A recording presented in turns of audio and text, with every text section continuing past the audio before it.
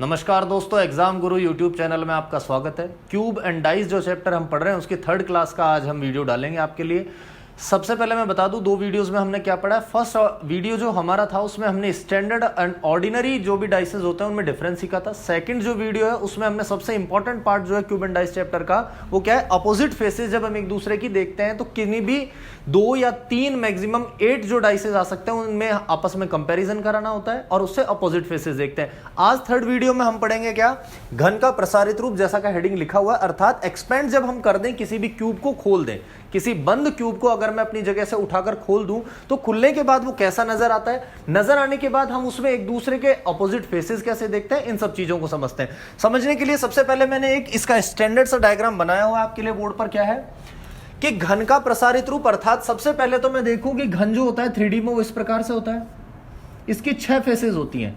6 faces खोलूंगा तो निश्चित तौर पर मुझे 6 स्क्वायर्स नजर आएंगे। तो 6 स्क्वायर आपको दिख रहे हैं। ऐसा का ऐसा चित्र मैंने फर्स्ट वीडियो में भी आपको दिखाया था। अब इनका मैं नाम लिखना चाहूं तो ये मेरा हाथ जो है वो किस दिशा को बताता है या किस हाथ को बताता है, ये मेरा लेफ्ट साइड बताता है। अर्थात मैं लिख सकता हूं यहां पर क्या, बायां फेस यानी कि लेफ्ट। इधर जो हाथ है वो मेरा बता रहा है दायां, अर्थात राइट फेस। ये जो अगर मैं क्यूब खोल लूं, यहां से अगर मैं इस घन को खोल लेता हूं तो कुछ इस प्रकार से नजर आएगा, यहां इसका दायां फेस अर्थात राइट फेस। अब बात करें क्या, ये जो है वो है मेरे कहां, आगे की तरफ, ठीक, फ्रंट साइड में। इसी आगे का अपोजिट मैंने बताया, आगे का अपोजिट होता है क्या, पीछे। और ये हो गया जो सेंटर में लिखा हुआ, ये कहलाता है हमारे कहां, नीचे अर्थात बॉटम में। और जो सबसे टॉप पर है वो कहलाएगा ऊपर अर्थात हमारा टॉप। अब खास बात क्या है, हमें ये पता है कि बाएं का विपरीत, लेफ्ट का विपरीत जो होता है, अपोजिट होता है, वो क्या होता है, दायां होता है। साथ ही साथ आगे का विपरीत क्या होता है, आगे का होता है पीछे। और थर्ड होता है कि ऊपर का विपरीत होता है क्या, नीचे। ये सब चीजें पढ़ चुके हैं। अब अगर इसकी मैं तुलना यहां से करना चाहूं तो कैसे, कि बाएं का विपरीत दायां होगा, तो अगर ये लेफ्ट है तो इस लेफ्ट का जो अपोजिट फेस होगा वो राइट यहां पाया जाएगा या नहीं पाया जाएगा। यहां से यहां पहुंचने के लिए मैंने सबसे पहले क्या करा, इसी लाइन में मैं गया। ये जो आड़ी जो रेखा है, ये जो पंक्ति बताती है, उसमें क्या करा, इससे यहां पहुंचने के लिए क्या कंटिन्यूअसली गए या अल्टरनेट, एक छोड़कर एक गए, एक छोड़कर एक, जिसे हिंदी में कहा जाता है एकांतर क्रम में। ठीक, इसी के बाद मैं बात करूं कि आगे का विपरीत कैसे देखा जाएगा। अगर मैं आगे का अपोजिट देखता हूं तो आगे के अपोजिट को मुझे पता है कहां ले जाना पड़ेगा, पीछे। तो आगे से भी पीछे कैसे पहुंचा गया, एकांतर, यानी एक छोड़कर अगला। उसी प्रकार नीचे का जो अपोजिट होगा वो क्या होगा, ऊपर। तो लगातार नहीं है, कैसा है, जस्ट एक अगले को आप छोड़ देंगे और एकांतर एक छोड़कर अगले पर बढ़ जाएंगे तो आपको मिलेगा उसका ऑपोजिट फेस। समझने की बात क्या, अगर मैं डेफिनेशन के तौर पर कहूं कि घन को जब प्रसारित कर दिया जाता है तो ऑपोजिट कैसे निकालते हैं। ये जो हमारी इस तरीके से स्ट्रक्चर बना हुआ है, इस स्ट्रक्चर में ये जो चीज है वो तो कहलाती है क्या, रॉ यानी पंक्ति। और ये जो है वो कहलाता है क्या, कॉलम यानी स्तंभ। सबसे पहले तो आपको इस स्ट्रक्चर में देखना है कि सबसे बड़ी रॉ या कॉलम है कौन सा। या तो रॉ बड़ी होगी या साथ ही साथ बड़ा क्या होगा, कॉलम बड़ा होगा। तो आप या तो बड़ी चीज रॉ में चले जाइए या बड़ा कॉलम है तो कॉलम में चले जाइए। और किसी भी एक कॉर्नर से शुरू करेंगे, कॉर्नर अर्थात किसी एक किनारे से, मन मर्जी में बीच से कहीं से शुरू नहीं करना। कहां से शुरू करना है, किसी किनारे से। किनारे से शुरू कर बस कुछ नहीं करना, आपको एकांतर अर्थात एक छोड़कर अगली फलक पर चले जाएंगे तो जस्ट आपको क्या मिल जाएगा, आपका ऑपोजिट। यहां अप्लाई करिए इस चीज को। आपने देखा इस रॉ में कितने फेसेस नजर आ रहे हैं, कितने डिब्बे नजर आ रहे हैं, 3 बॉक्सेस नजर आ रहे हैं। इस कॉलम, खड़े कॉलम में कितने नजर आ रहे हैं मुझे, 4। तो ऑब्वियस है, मैंने कहा था कि सबसे बड़ी चीज में जाएं, या तो रॉ में जाएं या फिर कॉलम में। तो कॉलम में मैं गया तो मैंने शुरुआत करी यहां से। इस ऊपर की फलक से अगर मैं शुरुआत करूं तो मुझे लगातार जाना है किनारे से एकांतर एकांतर। तो जस्ट मैंने अगला छोड़कर इस पर आ गया तो ऊपर का विपरीत मुझे मिल गया क्या, नीचे। अगला मैं आया पीछे पर, तो पीछे पर मुझे एक छोड़कर अगले पर आया तो क्या मिल गया, आगे। और बचा हुआ बाएं का विपरीत होना ही था क्या, दायां।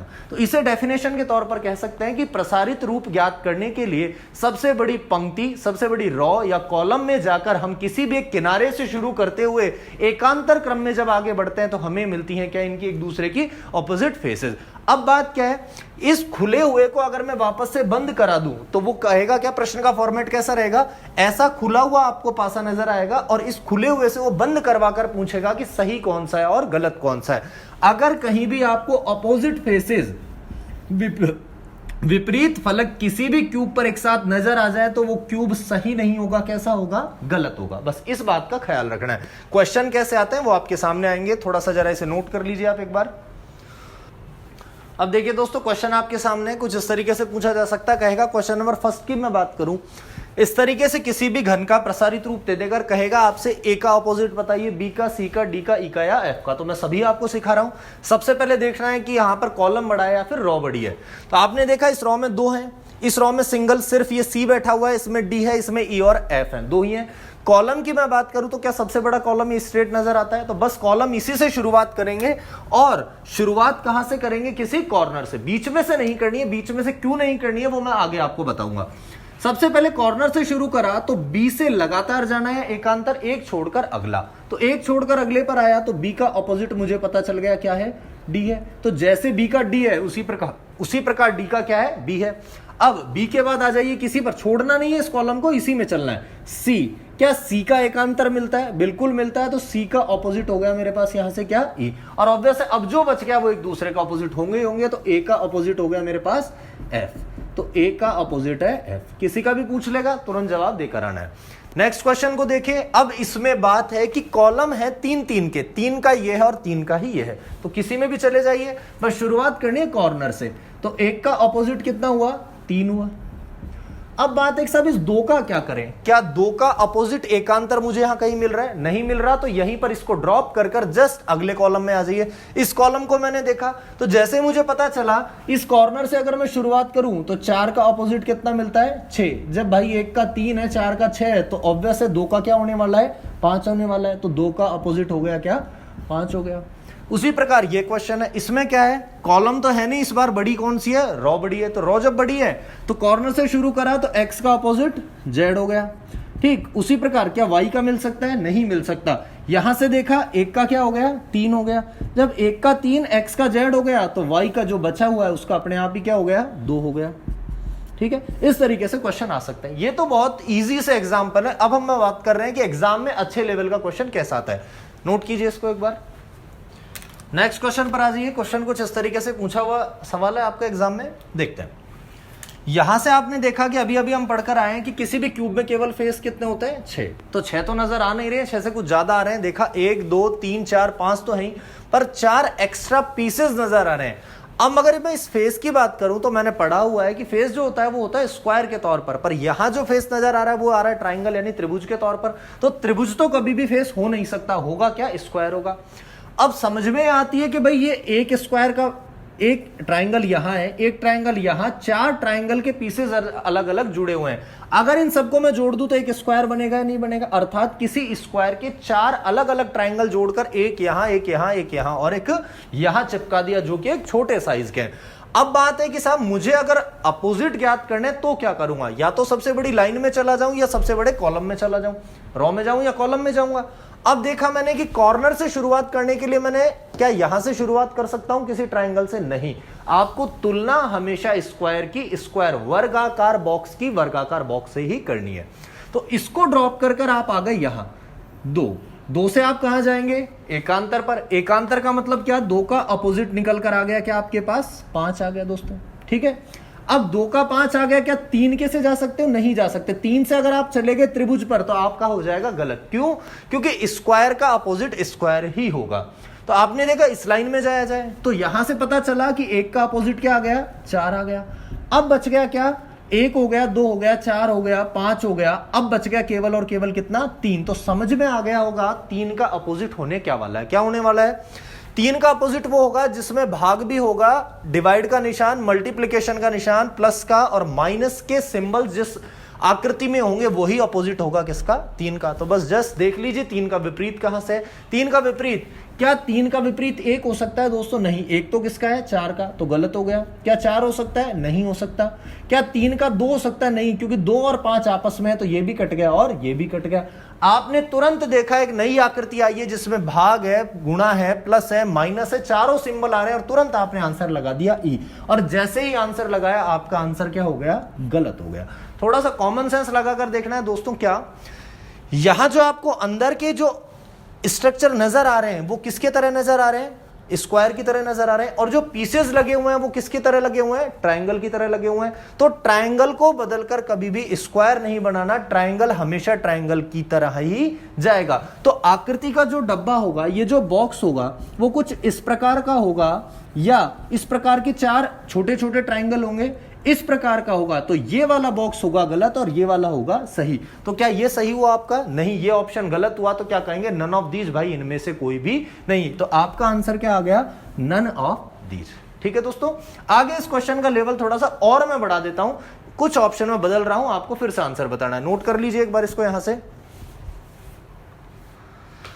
अब वापस से आपसे पूछ रहा है कि 3 का विपरीत क्या होगा। ठीक है, 3 का विपरीत निकालने के लिए यही ऑप्शन शुरुआती, इस आकृति को हम बदल देते हैं।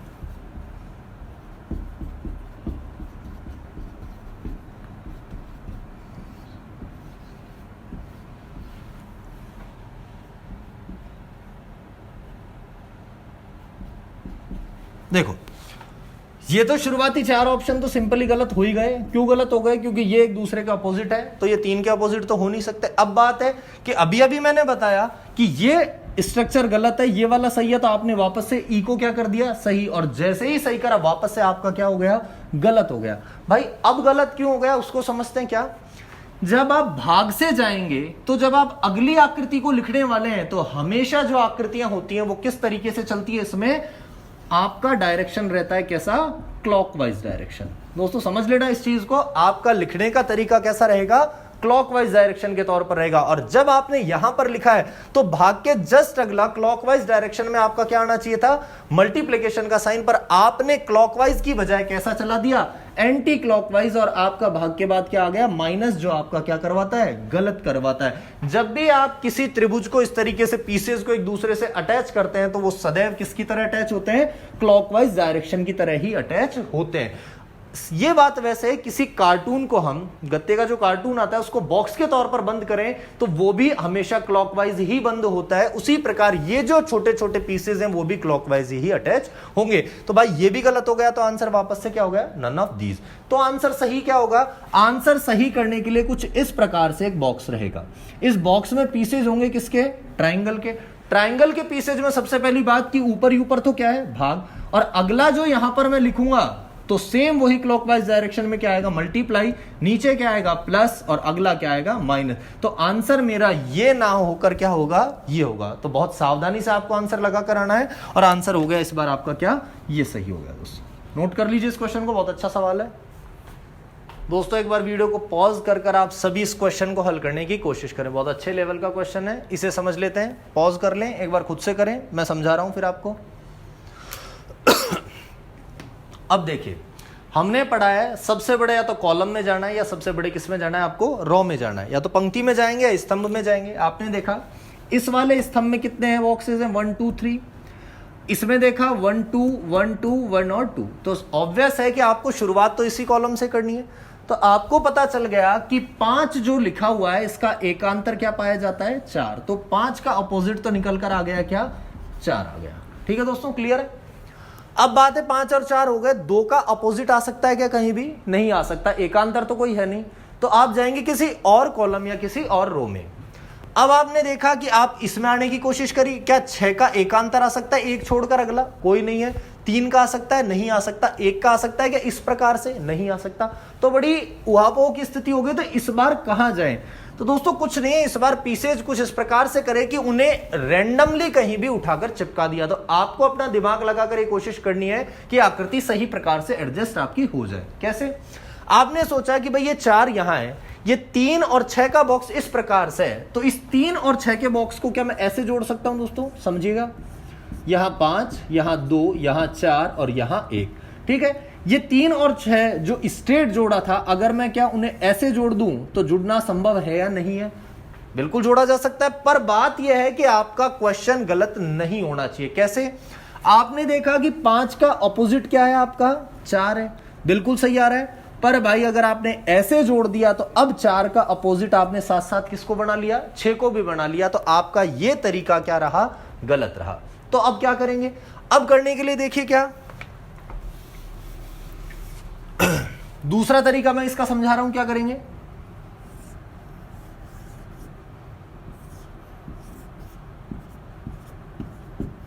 आपने सोचा ये 3 और 6 को यहां मत जोड़ो, तो कहां जोड़े? 3 और 6 को इस तरीके से आप लगा दीजिए। अब आपने 5 का अपोजिट किसको बनाया, 4 को बनाया। 5 का अपोजिट 4 को बनाया, पर 5 का अपोजिट आपने साथ साथ किसको बना लिया, 6 को बना लिया। तो 5 के क्या 4 के अलावा 6 भी अपोजिट हो सकता है क्या? नहीं हो सकता। तो वापस से आपने जो इस तरीके से अटैच किया, ये तरीका भी क्या हो गया आपका, गलत हो गया। अब क्या करेंगे भाई? मैं इस बार ना तो यहां 4 के चिपका रहा हूं ना 5 के चिपका रहा हूं, तो कहां चिपका कर देखूंगा? कुछ इस प्रकार से अटैच कीजिए इसे। ये 5 हुआ, ये 2, ये 4 और यहां से 1। अब ये जो इस तरीके का कॉलम है, इसे उठाकर यहां इस तरीके से यहां लगा दीजिए।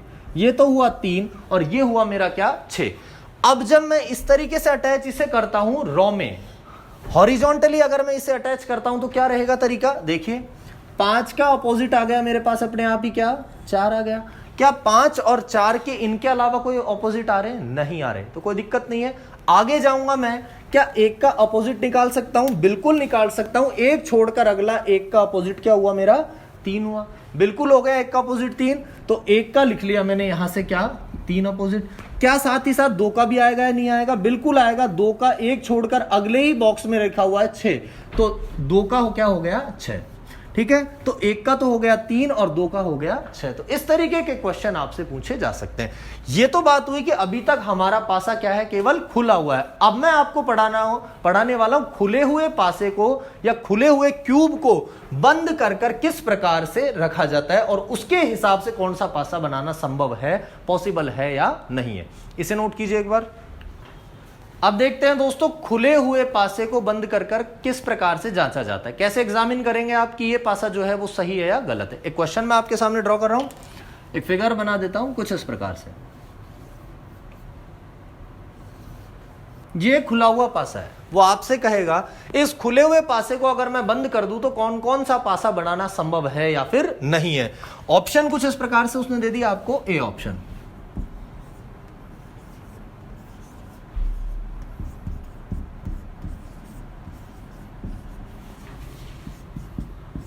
समझिए दोस्तों, अभी जब मैंने इसको स्टार्ट किया था इस टॉपिक को, तो मैंने आपको बताया था अगर किसी भी पासे में आपने अपोजिट फेसेस एक साथ दिखा दिए तो ऐसा होना संभव है क्या? नहीं है, क्योंकि विपरीत फल के एक ही समय में देखना संभव नहीं है। या तो आप ऊपर की फलक देख सकते हो या आप नीचे की यानी बॉटम देख सकते हो, या आप लेफ्ट देख सकते हो या राइट देख सकते हो, या आप फ्रंट को देख सकते हो या आप बैक को देख सकते हो।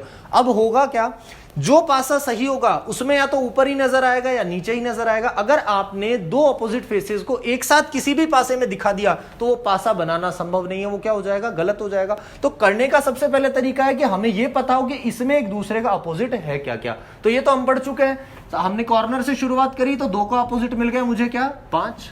ठीक है, कि 2 का 5 है और 3 का क्या है मेरा 6 है, और जो बच गया 1 का अपोजिट वो क्या है, 4 है। ठीक है, बस यही आपको चेक करवाएगा कि आपका कौन सा सही है और गलत है। आपने देखा 1, क्या 1 का अपोजिट 4 नजर आ रहा है? नहीं आ रहा, तो कोई दिक्कत नहीं है। यहां से आपने देखा क्या 3 का अपोजिट मेरे को 6 नजर आ रहा है? नहीं आ रहा। क्या 2 का 5 आ रहा है? नहीं आ रहा। तो ये पासा बनाना पॉसिबल है। आप बहुत सारे पासे बना सकते हैं, बहुत सारे, कितने, 8 मैक्सिमम पासे आप ऐसे बना सकते हो। किसी भी घन या पासे को 8 तरीके से देखना संभव होता है।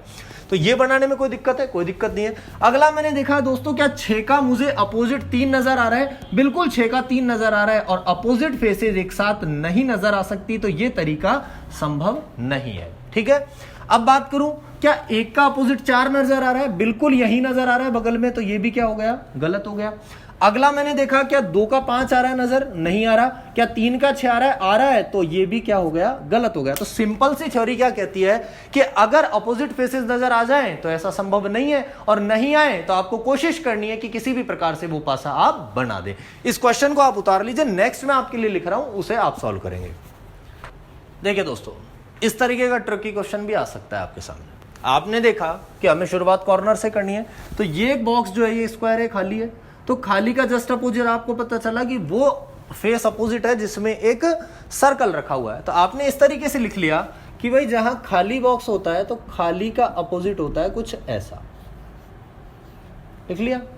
अगला खाली है, अगला भी खाली नजर आ रहा है, खाली का अपोजिट होगा इस तरीके की लाइन है, तो आपने लिख लिया खाली इज इक्वल्स टू अपोजिट है भाई वो स्क्वायर जिसमें ऐसी 5 लाइनें लिखी हुई हैं, ठीक है। अब बच गए जो एक दूसरे का अपोजिट होने ही होने, क्या क्या, एक तो बॉक्स के अंदर बॉक्स और बच गया खाली, तो तीसरा खाली भी आ गया, खाली ब्लैंक बॉक्स और उसका अपोजिट कि बॉक्स के अंदर बॉक्स। अब बात यह दोस्तों कि ये खाली और ये खाली, क्या आप यहां से ये बता सकते हैं देखकर कि इनमें से ये वाला खाली ये है या फिर ये है? नहीं बता सकते। क्वेश्चन क्या कहेगा आपसे, इस दिए गए घन के प्रसारित रूप से पासे के प्रसारित रूप से, इस पासे के प्रसारित रूप से किस पासे को बनाना संभव है। संभव का मतलब क्या शब्द लगा दिया उसने, पॉसिबिलिटी। आपको मैक्सिमम एफर्ट करना, ये कोशिश करनी कि किसी भी तरीके से ये घन आपका, ये पासा आपका बन जाए। अब बनाने के लिए क्या तरीका कहेगा कि भाई बनाने के लिए तो ये कोशिश करेंगे कि कैसे भी ऐसी फेसेस को लिया जाए कि ये काम एडजस्ट हो जाए मेरा। अब बात है कि साहब 3 फेसेस खाली हैं, तो आप ये तो नहीं बता सकते कि ये वाला, ये जो खाली है वो ये वाला है, ये वाला है, ये वाला नहीं बता सकते, पर आपको पता है 3 खाली फेसेस ली जा सकती हैं। 1 2 3 खाली बॉक्सेस, पहला दूसरा तीसरा।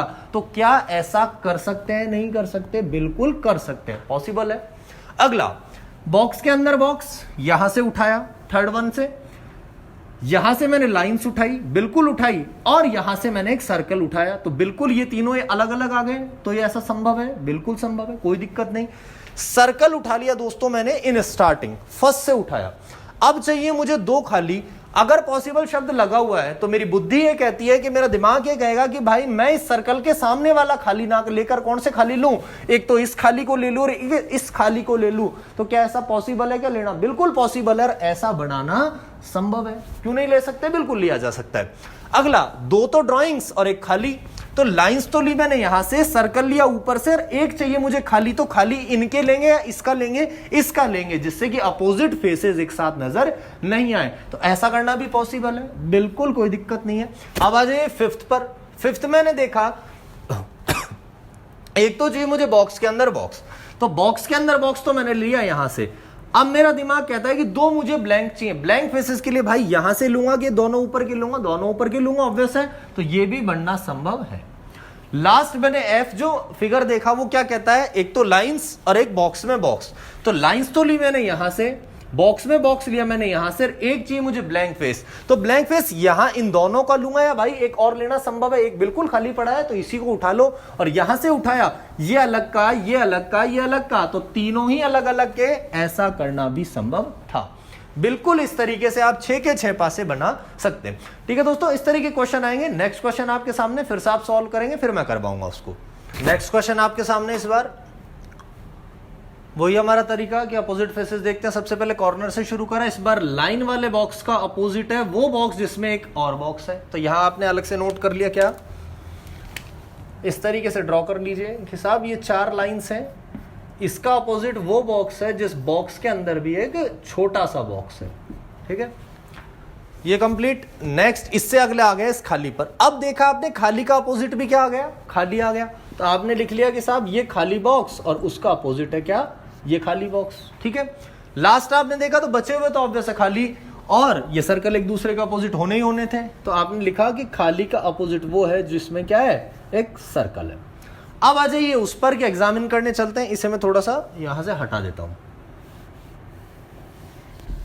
अब आ जाइए इस पर कि साहब ये जो पासे हैं ये बनना संभव है या नहीं है। ए ऑप्शन को देखा और आपकी रिक्वायरमेंट है 3 खाली फेसेस, 3 ब्लैंक फेसेस। अब आपने देखा कि एक तो यहां से ले लिया, दूसरा यहां से ले लिया, पर तीसरा लेने के लिए आपको जाना चाहिए था ऊपर, पर आपको जाना पड़ेगा क्या, यहां। और यहां जाते ही आपने देखा कि आपने 2 अपोजिट फेसेस को एक साथ दिखा दिया, तो ऐसा करना तो संभव है नहीं। अब नहीं है संभव, तो ये सही हुआ कि गलत हुआ, ये हो गया आपका गलत हो गया। बस यही सावधानी रखनी है, अपोजिट फेसेस एक साथ नहीं आ जाए। तीनों में क्या है, कोई ना कोई ड्राइंग है, ये लाइंस, बॉक्स और सर्कल। सर्कल तो लिया मैंने नीचे से। अब मुझे लाइंस चाहिए, लाइंस ले ली ऊपर से, पर बॉक्स क्या बॉक्स जाने के लिए मुझे जस्ट बगल में ही आना पड़ा, तो अपोजिट पर गया नहीं गया, चला गया, वापस से गलती कर दी कि भाई अपोजिट फेस तो एक साथ नहीं दिखाते, तो गलत कर दिया। नेक्स्ट देखते हैं, खाली सर्कल और बॉक्स में बॉक्स। तो सर्कल तो लिया मैंने यहां से ले लिया दोस्तों, एक खाली चाहिए तो खाली लिया मैंने ऊपर से, और एक चाहिए मुझे बॉक्स में बॉक्स, तो तीनों अलग अलग के पार्ट है या नहीं है, बिल्कुल पार्ट है, तो सी ऑप्शन मेरा क्या हो गया, सही हो गया। डी ऑप्शन पर आ जाइए, क्या है D option, lines and 2 blank faces. Line तो ले ली मैंने यहां से, 2 ब्लैंक, तो एक तो लूंगा यहां से, दूसरा ये नहीं लूंगा, मेरे पास पॉसिबिलिटी है तो मैं लूंगा यहां से, तो तीनों अलग अलग क्या आ जाते हैं, तो मेरा हो जाता है ऑप्शन नंबर डी भी सही हो जाता है। ऑप्शन नंबर ई पर चाहिए, एक तो चाहिए सर्कल और 2 चाहिए मुझे ब्लैंक फेसेस। एक सर्कल तो उठाया मैंने यहां से और 2 चाहिए मुझे खाली डब्बे। खाली डब्बे के लिए इसको तो ले नहीं सकता क्योंकि ये तो इसका अपोजिट है, एक तो लिया यहां से और दूसरा लेने के लिए मुझे वापस से किसी ना किसी अपोजिट पर ही जाना पड़ा, तो ऐसा करना तो संभव है नहीं भाई। तीसरा लेने के लिए मुझे इसमें जाना चाहिए था, पर मैं चला गया या तो इसके साथ मैं इसको अटैच करूं या फिर इसको, तो मैंने 2 अपोजिट फेसेस एक साथ लिख दिए, तो ये हो गया मेरा क्या, गलत हो गया। लास्ट ऑप्शन है कि बॉक्स में बॉक्स और 2 ब्लैंक। बॉक्स में बॉक्स तो उठाए यहां से, एक ब्लैंक उठाए यहां से और तीसरा उठाए यहां से, कोई दिक्कत नहीं, तीनों अलग अलग है, तो ऑप्शन नंबर एफ बनाना संभव है। तो कौन कौन से बनाने संभव है, तीसरा, चौथा और छठा, 3 बनाए जा सकते हैं और 3 नहीं बनाए जा सकते। नेक्स्ट क्वेश्चन देखते हैं, फिर से आ जाइए। अब देखिए नेक्स्ट क्वेश्चन दोस्तों, तो 8 तो फेसेस हमारे पास होती नहीं है, तो इस बार क्या करा, आपको तो शुरू करना है किसी ना किसी एक कॉर्नर से, तो आप चले गए कि 1 का ऑपोजिट क्या है, 6 है, तो 1 का लिख दिया आपने 6, 2 का 1 छोड़कर अगले 2 का हो गया क्या, 5। अब बात है कि साहब ये 4 फेसेस कैसे एक दूसरे से संबंध रखते हैं। इस 2 के बगल में एक आधी साइज का माइनस का बॉक्स लगा हुआ है, तो क्या समझ में आया, ये तो बड़ा फिगर है, पूरा का पूरा बॉक्स है, पर आधा करके यहां एक चिपका रखा है, ऐसा ही आधा यहां है, ऐसा ही आधा यहां है और ऐसा ही आधा यहां है। 4 फेसेस आपके सामने आ गई और ड्यू कितनी है अभी तक, 2। तो 2 क्या, अगर किन्हीं 2 डब्बों को चिपका दूं तो 1 बनेगा या नहीं बनेगा, बिल्कुल बनेगा, और ऐसे चिपका दूं तो वापस से 1 बनेगा या नहीं बनेगा। अब बात है कि कौन किससे चिपकेगा।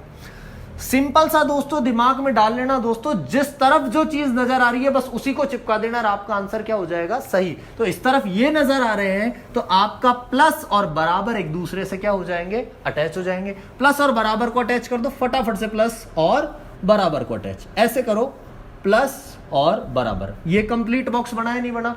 और चलना आपको किस तरफ है, बिल्कुल क्लॉकवाइज में चलना है, तो जस्ट आपके अगला ही क्या मिला, प्लस से बाद बराबर, बराबर के बाद क्या है मल्टीप्लाई, और मल्टीप्लाई के बाद क्या आएगा माइनस। तो आपने लिखा पहले तो क्या, पहले तो एक बॉक्स में लिखा किसको लिखेंगे, मल्टीप्लाई को, और नीचे लिख दिया आपने किसको, माइनस को, और यही एक दूसरे के क्या हो गए, ऑपोजिट फेसेस हो गए। पूछा जा सकता है 1 का बताओ, 2 का बताओ, इस बॉक्स का, ये कंप्लीट बॉक्स है, ऐसा नहीं कि प्लस का आप ऑपोजिट बता सकते, नहीं, प्लस एक अधूरा फेस है, पूरा फेस प्लस और बराबर का पूरा एक साइन को लेकर आया हुआ स्क्वायर एक डब्बा है। ठीक है दोस्तों, ऐसे क्वेश्चन आपसे पूछे जा सकते हैं, लिखिए इन सबको। ठीक है दोस्तों, तो आज हमने कॉन्सेप्ट पढ़ लिया expanded form of a cube और ए डाइस। तो आज हमने पढ़ा क्या, प्रसारित रूप पढ़ा। प्रसारित रूप के मैंने क्वेश्चन आपको मैक्सिमम कराने की कोशिश कर दी, सारे फंडे बता दिए, कैसे आप किसी भी चीज को कहीं भी उठाकर रख ले, सारे सवाल मैंने आपके सामने ला दिए। अब जो थोड़ी देर बाद आपके सामने इसी वीडियो में एक स्लाइड चलेगा, उसमें कुछ क्वेश्चंस हैं जो एग्जाम में आए हुए हैं, कुछ खुद से मैंने बनाए हुए हैं, इन सबको आपको सॉल्व करना है। एक मैं अलग से वीडियो बनाऊंगा जो क्यूब एंड डाइस के जितने भी क्वेश्चन हम डाल रहे हैं उसमें सारा आपको सॉल्यूशन कराऊंगा। पर साथ ही साथ अब जब आप इनको देख रहे हैं तो दोस्तों प्लीज इन्हें सॉल्व करिए और समझने की कोशिश कीजिए। कोई चीज ना समझ में आए तो तुरंत कमेंट सेक्शन में छोड़ दीजिए, मैं वहां से आपको हाथों हाथ जवाब दे दूंगा। थैंक यू, मिलते हैं नेक्स्ट वीडियो में। नेक्स्ट में क्या पढ़ने वाले हैं, नेक्स्ट में पढ़ेंगे हम कलर्ड क्यूब। कलर्ड क्यूब क्या होता है थोड़ा सा ब्रीफली बता देता हूं। एक बड़ा सा क्यूब जिसके कलर कर आप 6 की 6 फेजेस पर कलर कर छोटे छोटे पीसेस में काट कर कुछ क्वेश्चन आते हैं कि साहब कितने बने, कौन से वो हैं जिनकी 3 फेसेस पर कलर है, 4 फेसेस पर कलर है, 6 पर है, 2 पर है, 1 पर, ऐसे क्वेश्चन। मिलता है नेक्स्ट वीडियो में। थैंक यू दोस्तों।